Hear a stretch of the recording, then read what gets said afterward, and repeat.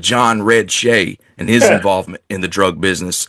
Now he's done a few interviews on YouTube on some other channels. Um, what was his involvement with you and Whitey Bulger?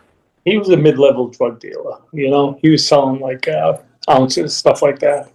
Every once in a while, he'd go down to Florida, have someone go down and bring back kilos, a couple at a time, and he'd sell them to people. That was his, he's just like a mid-level drug dealer.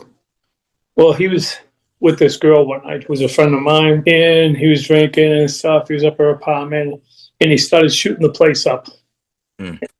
And she says, I'm telling Kevin and Whitey. He goes, basically telling him, yeah, tell him to go after himself. I don't care, and blah, blah, blah. Well, she come down and told us. So I reached out for him, had him go down the store, and I pulled I had an Ingram, machine gun, Israeli machine gun, and I pulled it on him.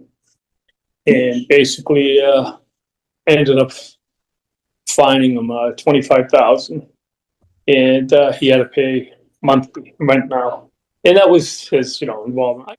But then after everything was over and stuff, he's one of these guys to like the Army, the old recruiting poster, be all you can be. Mm-hmm.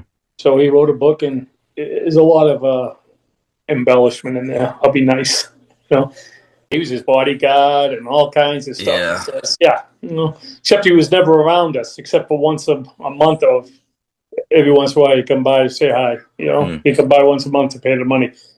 And that's the thing. The DEA and the state police, everybody, in the investigation, they all called him on. He's full of shit. Mm-hmm. He wasn't around, as much as he likes to think. Yeah. He was the angel of death, he says. He's in the car with Whitey Bulger and myself and this other kid that he's having a problem with. I'm trying to straighten it out. And in his book, he says, little do they know the angel of death. I mean, Whitey's saying, he's the angel of death? He'll blow his fucking head off. Mm. He was nothing. Right.